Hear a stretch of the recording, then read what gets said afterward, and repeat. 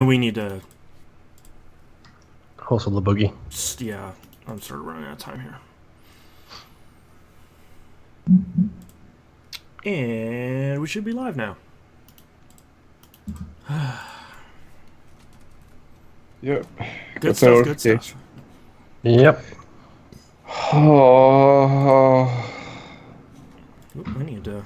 holy shit, I thought that was Queen Latifah and it's Janet Jackson. What happened? Age? There we go. Now they're on the stream. Hey, everyone.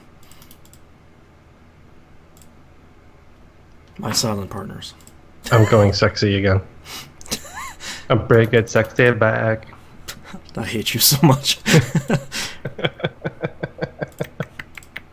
Alright, let's try and get these windows going with the chat.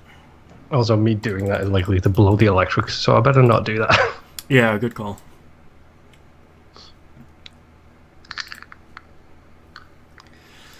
Oh, God, okay.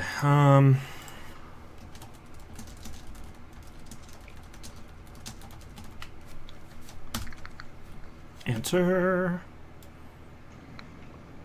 Okay. Check. Are you guys ready to start? Yes.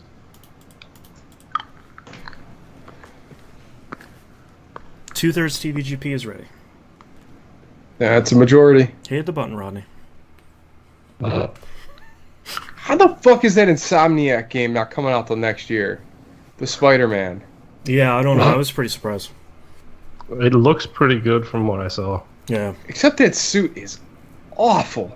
They said they're going to have a ton of suits in there, so pretty quickly they was switching to something cooler. Oh, by the way, yeah, Lego Batman was really good. Yeah. Except it had me blubbering like a fucking baby. I can't believe who who voiced Joker.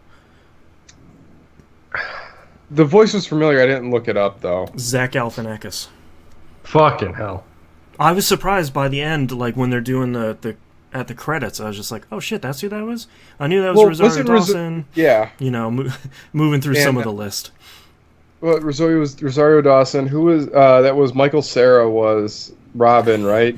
Yeah, that's one of my favorite new Batman lines. Is like when Robin is talking to Batman at that party, and Batman's like, whatever, and he's like, oh, my name's Richard Grayson. The kids call me Dick, and Batman's like, yeah, kids can be cruel.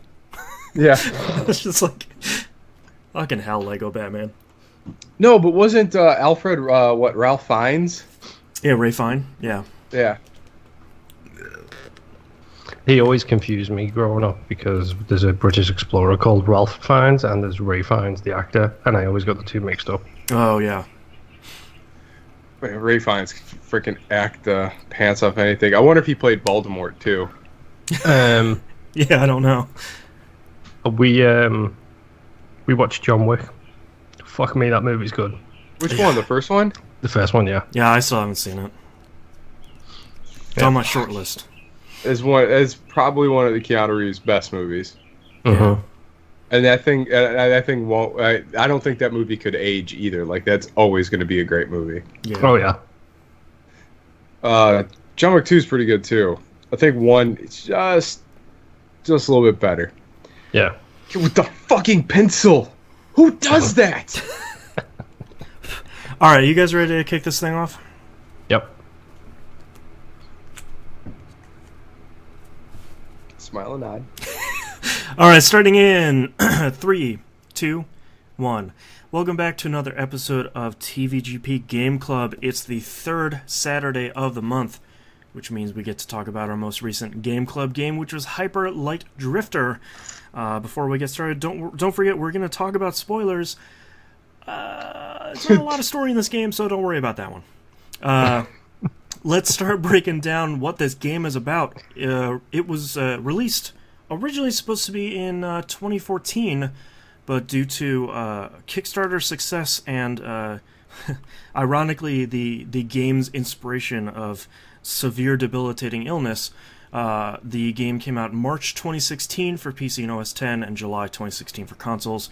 Developed and published by Heart Machine, came out on PC, OS X, Linux, PS4, and Xbox One. This was a Kickstarter success. They asked for $27,000 and got $600,000. So that's pretty successful. That's pretty good. For $600,000, could put some words in it. I mean, that was the 800,000 tier. Like, that's a high stretch goal. Inspired by Link to the Past and Diablo, along with the main developer struggles with congenital heart disease. That's where Hyper Light Drifter came from. That's pretty much it about the game. Not a lot going on. I didn't know the main character's name was Drifter. Neither did I. That's about all there is for that. So, time travel. Is that a family name or is that a surname? It's like Cher, you know. I was going to say, it's a Madonna thing. Yeah, do we really know? He's got a fake British accent now. Like, it's just weird. Time Travel, Metacritic, and OpenCritic both have it at 84%. Peers for the release date, Tom Clancy's The Division, the hot banger for those 2 weeks. Another indie hit of Salt and Sanctuary, and the HTC Vive. So, if you wanted to know what was capturing headlines, probably that last one. Yeah. Not this crazy isometric beat 'em up. Yeah. Top of the pile or overlooked? I'd say overlooked. I'm going to say top of the pile. It was really well received. I don't know how it did sales-wise, but critically it was really well received and covered for quite a bit there. Well, it was. I think it was one of those things when it came out. I saw a lot of people talking about it, but it wasn't an extended talk. It was Hyper Light Drifter is amazing. That's all we have to say about that. Yeah. Hey, VR came out. Yeah. All right. That's all the boring beginning stuff. Let's talk about Hyper Light Drifter. I have played and completed this game multiple times before, but not this time.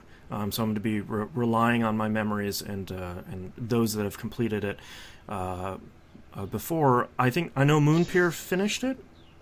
Yes, I finished it, and last night I completed my New Game Plus playthrough as well. Holy hell! Okay, God. Yeah, I sure tried. Knob sure tried. How far did you get? Well, I went.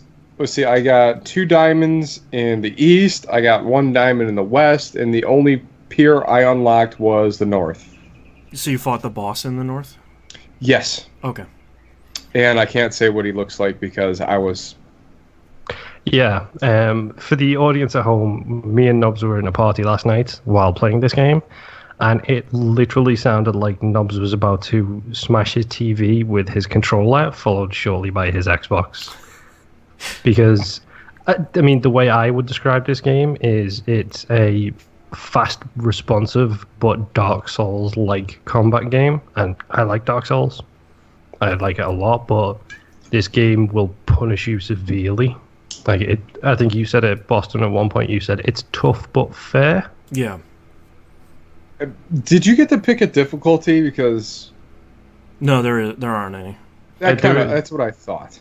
There's easy, normal, and New Game Plus. Well, so there's also another difficulty you can unlock after you beat something extra. But yeah. Okay, so maybe I should have probably played it on easy. Yeah. Because this game, man, did this thing kick the crap out of me a few times. Sort of 16-bit style, where it's like, you gotta learn how to play this thing. Well, yeah, so initially, I thought I remember. This is the sequence I thought you said, Boston, from when we started. When it came up, it's like, okay, just travel to the east, which would be the left. Get that done, then go to the north, and then go to the west. Right. East is to the right? No. If I'm looking at the screen, north, south, east, west. Never mind. So he should have gone west first, is what he's saying. I don't care. Those frog people were the worst. Yeah. With their ninja stars and. If you went right first, or you went left first? I went left first, so I fought the diamond things. So you went in the forest area. Yeah. Yeah, that's that place is tough. Yes. Well, yeah, no. Well, I almost got through it last night until I about lost You my just had mind. to tap out. Yeah. Yeah, It like was. It, oh man. So I actually ended up beating the North first because I went there. I got stuck in this area with the samurai guys and the other frog people with guns Yep. and the little ghouly looking things that just flail at you. Those like owl birds that come at you. Those are in the North, Yeah. from most thing I remember. So I had so I'm like, all right, I get stuck there. I can't go south. So I'm like, all right, I hit a brick wall over there where I get like where the little ground walks up, and you're stuck in this little area till you beat all the dudes. Right. Well, I died on that like half a dozen times. And not only did I die, like before that, I lose concentration. Then I walk up, and those little diamond things just eat you up, and killed me a couple times. Oh, yeah. Yeah, he's talking about the growing things. The ground ones, whatever those Yeah. things are called. So then I get mad, and I'm like, all right, I'm going to go the other direction. So it goes the other way. Then I run into the frog people with the big hats, and they're throwing stuff. So I just chuck a bomb, and I'm like, all right, cool, I got through this. And you went east to like the water area, right? Yeah, I'm in the water area. I'm dodging around, doing the platform thing, really enjoying the exploration and whatnot. I get over there, and then I get to the point where the little piranha monsters come out of the Those ground. big ones? Yes, the big Yeah. ones. Those So things then are real jerks. So then I got stuck over there for a minute where I couldn't kill those things quick enough. I'm like, screw it! I'm going back to the town. I'm going north. And then I fought my way to the north, and then and where I started losing my mind was with the sliding blocks. Oh, is that in the north? Yes. Is that in the room, like that dark room? Yes. No, I asked him about this one. The one you're thinking of, Boston, is not the one he got on. Boston's talking about the secret area I was talking about last night, where it doesn't open until you've defeated the boss of the North. Right. And then you go down there, and it's literally, you can't see the blocks. You just have That's to. the worst. Yeah. Yeah, so I would get up there and these things would kill me, and it sends you way back further than you need to go. Like I get through the one thing, it's got the four of them that go up. Yeah. And I didn't have the double dash unlocked. Yeah. Were you buying upgrades with all the bits you were getting? So I didn't really have too many bits. Okay. I when I first went in there, I bought the extended health that gave me 6 health. Right. Then I had a whole bunch of bits when I got done with that. I think I had like 9. So I bought the phase through bullets, and then the dash attack, and that's all I had. Let me just stop 1 second. There is an extended health bar. Yeah. No, you get to carry more health packs. No, mine went from 5 to 6, or from 4 to 6. Yeah, I swear, I'm not making this up. I'll go take a screenshot. No, right now. I believe you, but there, from what I remember, from what I played, there's 2 upgrades. One of them is get more health. No, one of them is Get more health med packs. Yeah. And then I don't remember there being a health upgrade. I believe you, but I don't remember that. And it doesn't exist on New Game Plus. Because you can't extend your health on New Game Plus. So, AKA. Yeah, unfortunately, you bought the upgrades you need the least, because the ones you need the most are the triple dash, which allows you to infinitely dash, and then you need the ones where you can bat bullets back to enemies. Yeah, because that makes things so much easier. I really don't remember anything shooting at me that I didn't get hit by bullets much at all. You're just getting hit by enemies that are rushing at you? Yeah. Like just the timing dodge. 'Cause you had the little monk things that do the little purple shoot thing. Yeah. You can't bat that back, right? Anything that shoots at you, you can bat back at them. Mm-hmm. That may have been including helpful. like those frog guys that throw those jars and they split out into 5 bullets. Bat all 3 of them. Like bat the 3 middle ones back to them. And the ninja stars, the frog, Ninja stars, yep. you can hit every projectile you can hit back, even the boss ones you can hit back, which was very useful on New Game Plus. Yeah.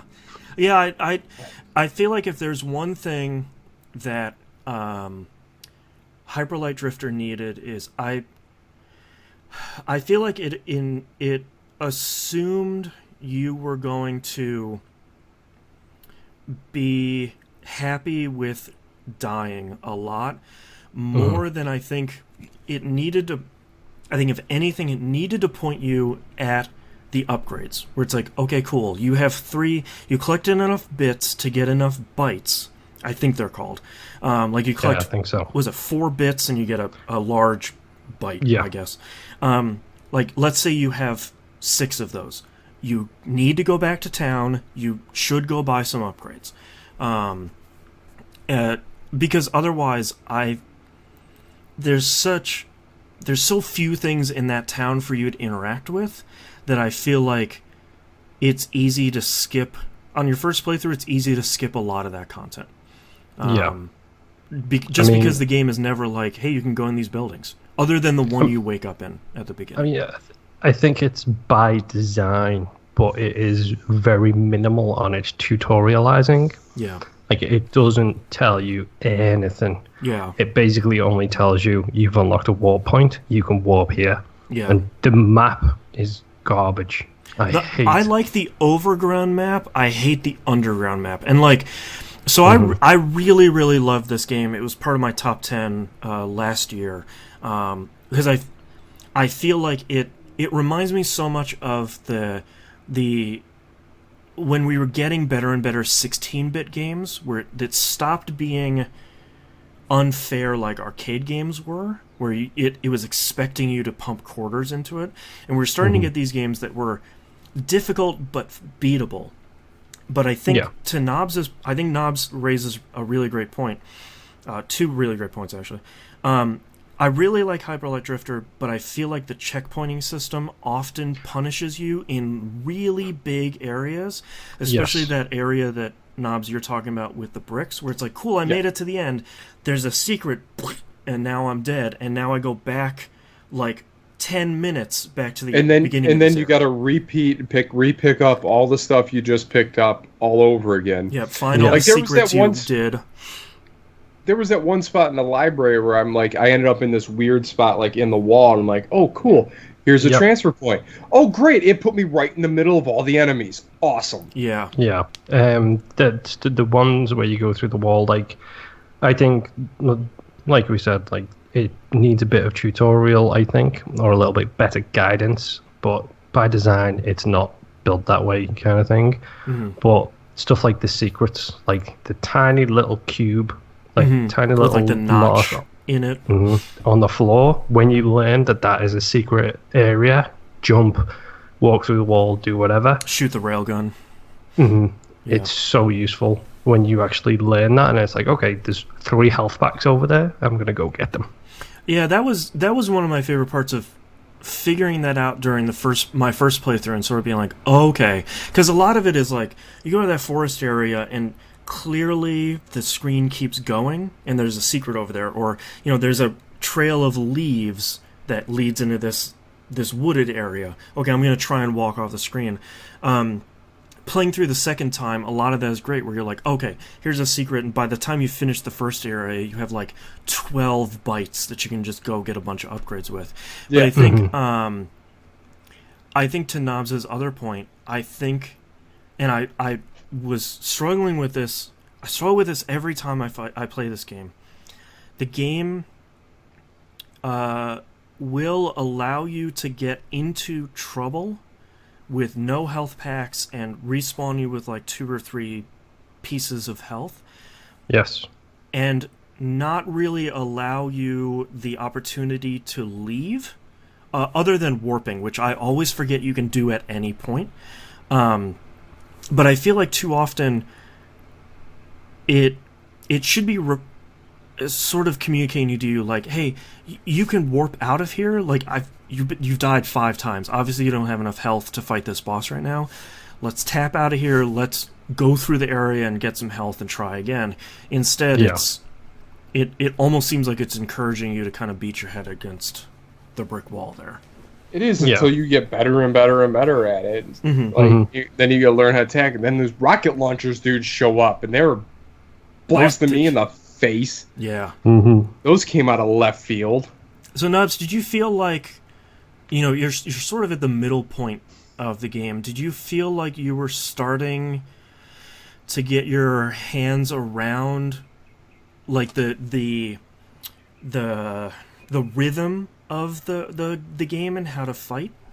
Yeah, it's just my timing was never really on for because I like games where you can dodge, but I didn't feel like it was giving me much of an advantage to dodge and slap him with my sword. Yeah, that's where my recommend upgraded for you last night was get the pass-through bullets dodge. That's why I recommended that, because there's something so great about being able to dodge through people shooting at you, land behind them, and they're completely exposed.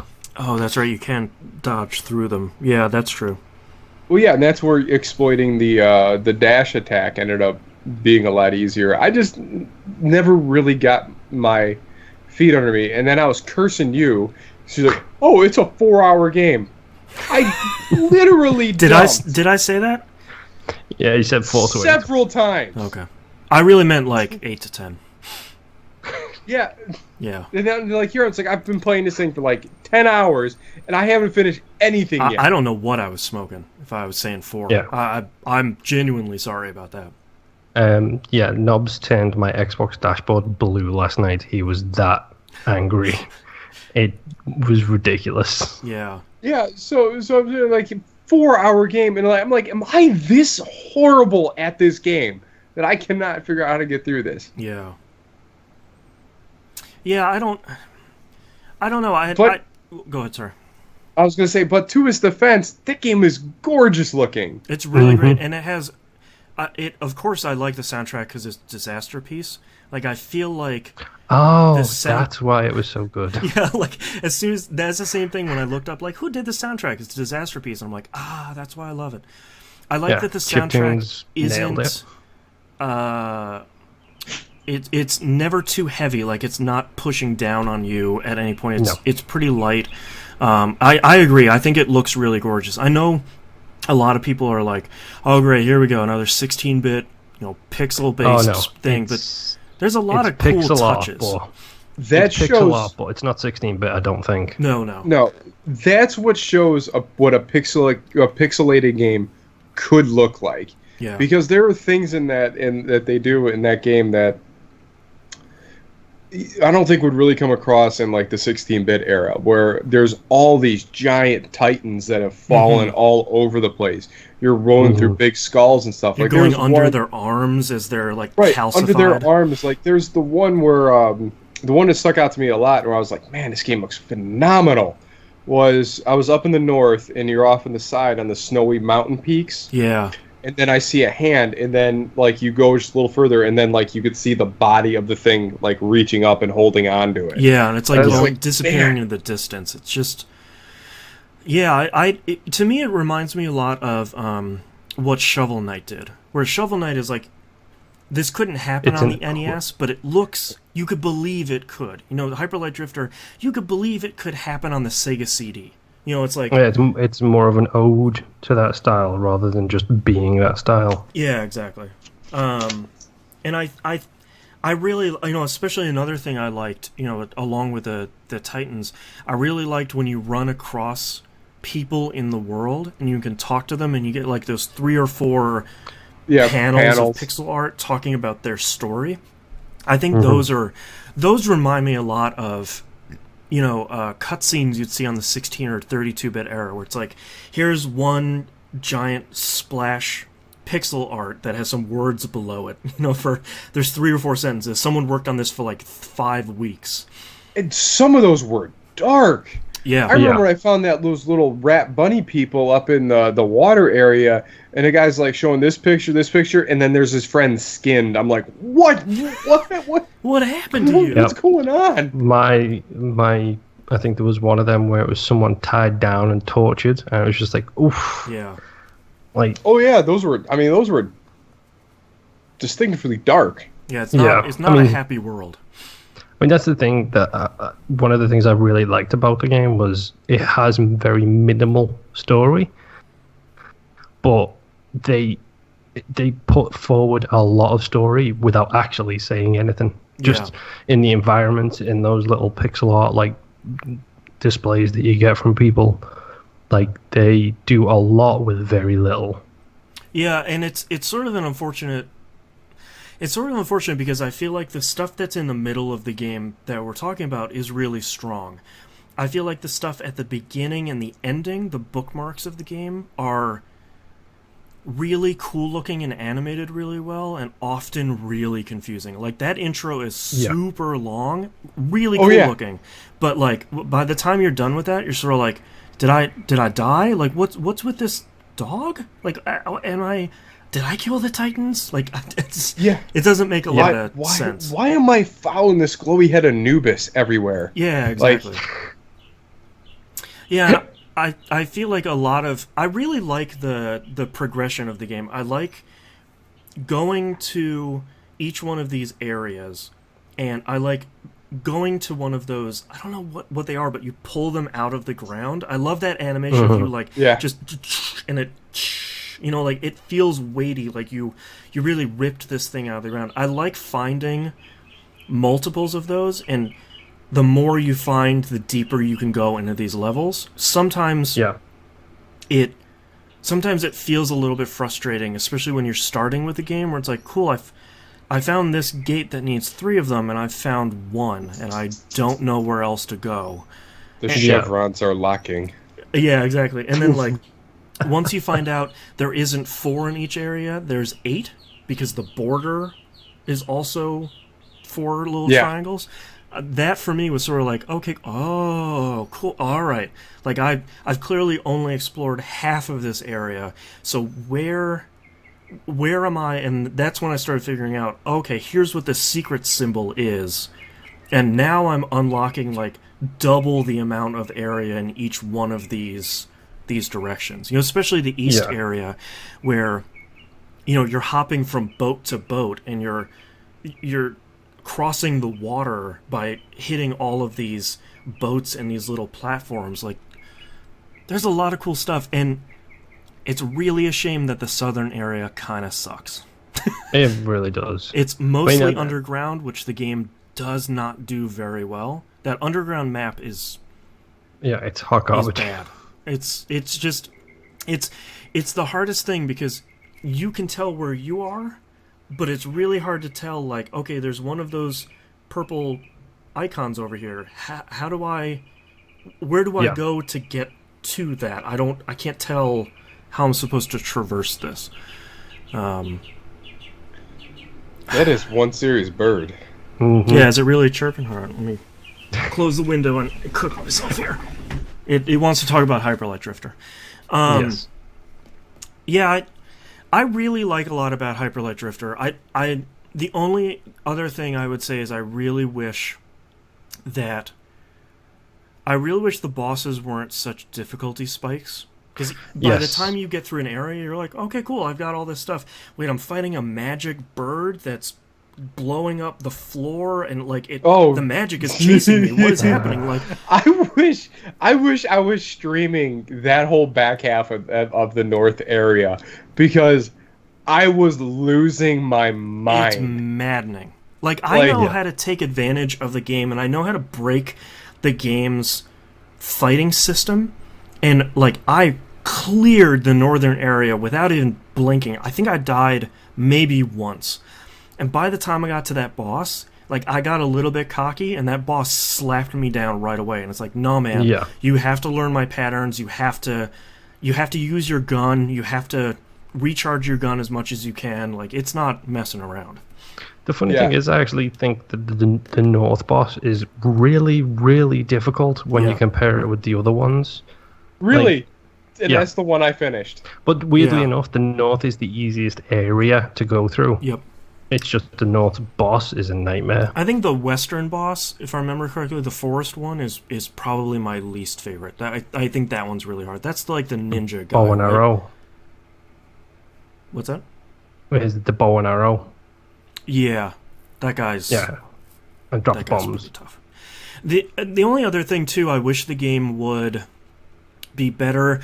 I know how the game is trying to explain to you on how to do this. It does not communicate infinite dashing well enough. No. Because you buy that upgrade for triple dash, and you're also buying an upgrade for infinite dashing. But other than like this string of those tiny platforms that light on fire when you're going across them, Which are all secret based. right, which are all secret based, it's really hard to understand. Like, I have to get a distinct timing down to continue to dash infinitely. There's that famous 800 dash challenge, which did you get it? Oh, yeah. I got to like 759 once and crashed into the wall, and I'm like, screw this game. Flip the table. I put a podcast in, I put my headphones in, I took my game headphones off because the music was messing me up. Yep. I just listened to a podcast and got the rhythm down, and then just went in circles around that block. Yeah, once you get that rhythm down, it's easy to kind of infinitely do it. But I really wish the game would have found a way to explain, like, you have to... Your first 3 dashes are at the same speed, and then the next couple are faster and faster. Until you get that rhythm down, and then that's infinite at that point. Because that's cool. That's so cool, and it feels so good, and it unlocks so many secrets. But until I looked it up on YouTube, where I'm like, how do I get through this? And they're like, oh, just tap, tap, tap, tap, tap, tap, tap, tap, and just go through this infinite dash. And it's like, oh, I would have never figured that out. I think it's the east side. There is the shoot the switch with the railgun, jump up a little bit, and then there is that infinite dash trip all the way down. I didn't have the infinite dash at the time. I spent probably about 30 minutes there. I did that too. I'm like, how? I can't even. There's like 10 more of these platforms. Like, how am I supposed to? I have 3 dashes. What the hell? I was just like, screw it. I'll come back to it later. It's probably an upgrade thing. Yeah. Got the infinite dash and was like, there you go. That's how I get that thing that I didn't know, because as soon as I got that dash, I went into the room and started dashing around. And then it doesn't even teach you how to do it, but then that bar starts to fill in the middle. Yeah. And you're like, oh, okay. I've got to keep going. Yeah, I feel like Hyperlight Drifter has a lot of the failings we're talking about because it's Heart Machine's first game. And I wonder if they went back to make this game again, if they would lock off East, West, and South until you completed North. Because a lot of it is sort of like, well, you can go any of the 3... You clearly can't go South, but you can go any of the 3 directions. You really need to go North, because that's really the first quote-unquote stage of the game. You know, East is hard, West is even harder. And it never really eases you into it, and I wonder what they would do with hindsight in designing some of that stuff. Because a lot of the rest of it is good, but if you're like Knobs and you go one of the quote unquote wrong directions, it really punishes you pretty hard. You know? Oh yeah. I mean, we've explained some of the negatives here, but I love this game like a lot. Yeah, I do too. Like, I loved learning the combat for it. I loved going through it. I mean, I beat the game, I think it was Thursday, and New Game Plus I beat by Friday night. So, remind me what the stipulations are for New Game Plus? You have 2 health. Right. And it's non-upgradable. It's non-upgradable. You have 2 health. I believe you start already with the weapon upgrades and dash upgrades. You can reflect bullets from the start. Oh, cool. But yeah, it's 2 health. So anything that hits for 2 will kill you. Which is nearly everything. Do you think you're going to do the no death run?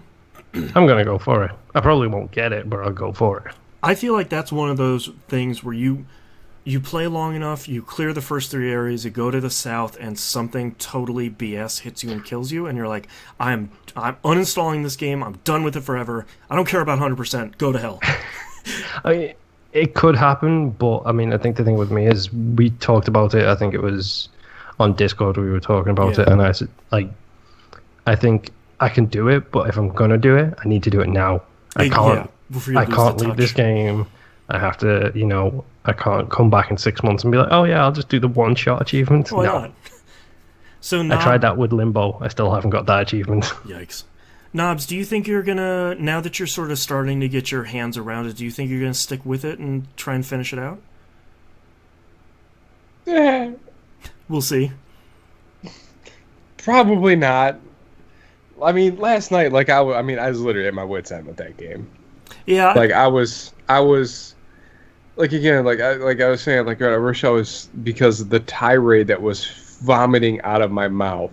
Yeah. Granted, there were probably some people that were having a lot more fun with it than I was at that point, because I was ripping the look of everything and the droopy nose crow D-bags. Like I was in rare form, like just. Well, and I think that's the hard part about a game like that for Game Club, is that a lot of times with that, when I was first playing it, I'd get to that point where I'm like, I get the yips and I can't stop dying because I'm in my head and I can't do it. That's the time where you're just like, I'm done.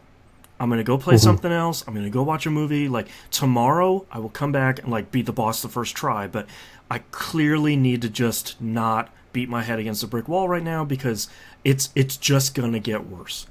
Well, I mean, my third attempt is when I beat the flying crow boss up in the north. Yeah.